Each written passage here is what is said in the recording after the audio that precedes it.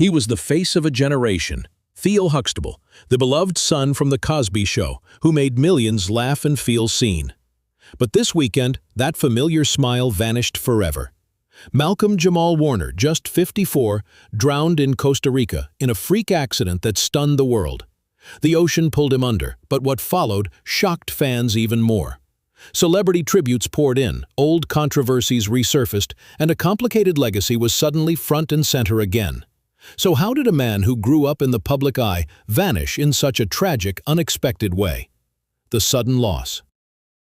It was supposed to be a peaceful getaway. Malcolm-Jamal Warner, best known as Theo from The Cosby Show, had been vacationing with family in Costa Rica.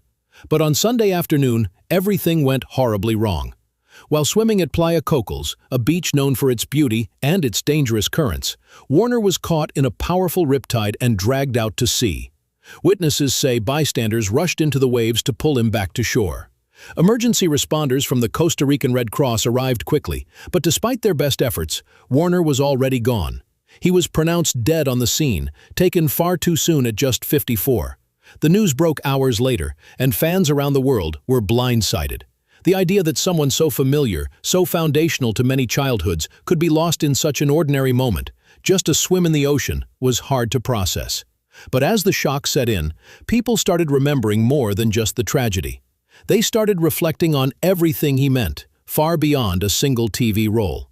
And what they remembered next was the rise of a young actor who made history on his very first big break. The rise of Theo Huxtable. Long before Malcolm-Jamal Warner became a household name, he was just another kid chasing a dream in Hollywood. In fact, he almost didn't get the role that changed his life.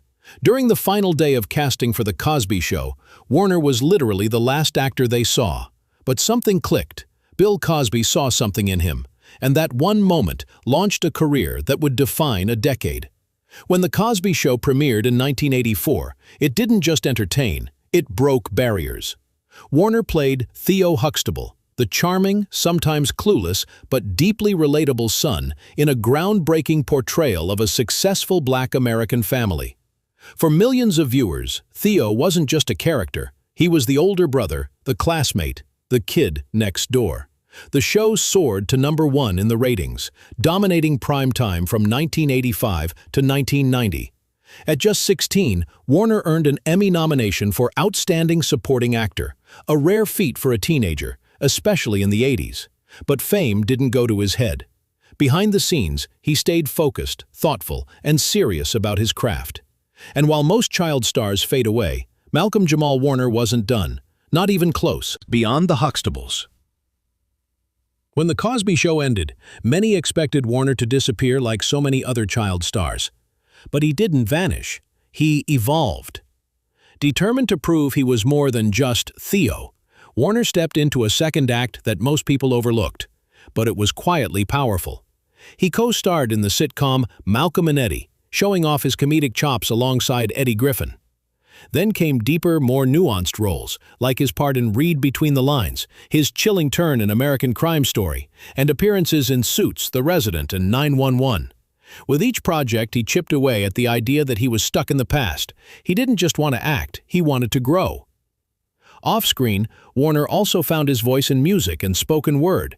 In 2015, he even won a Grammy for Best Traditional R&B Performance, showing a different side of his talent that fans rarely saw. And when he launched his podcast, Not All Hood, it wasn't just about entertainment. It was a space to explore race, identity, and the complexity of being a Black man in America. This was a man quietly building a legacy, away from the spotlight. But even as he pushed forward, there was one part of his past he could never fully escape: a complicated legacy. No matter how far Malcolm-Jamal Warner moved forward, one shadow always followed him: the legacy of The Cosby Show, and the man behind it. As accusations against Bill Cosby surfaced and the legal firestorm unfolded, the show that had once symbolized success and family was suddenly tainted by scandal. For Warner, it was a delicate balance. He never shied away from the truth, but he also refused to let Cosby's downfall erase the cultural significance of the show, or the work everyone else had poured into it. In interviews, Warner spoke with quiet strength. He acknowledged the pain and complexity, but made one thing clear: Theo was more than Cosby, and his contribution mattered. He once said, "We can be proud of what we did, even if we're heartbroken by what came after." That kind of maturity resonated with fans. It was rare to see a former child star navigate controversy with that much grace, especially when it involves someone once considered a mentor. But the weight of that connection never fully lifted. Every time The Cosby Show re-entered public discourse, whether in reruns or courtroom headlines, Warner's name resurfaced.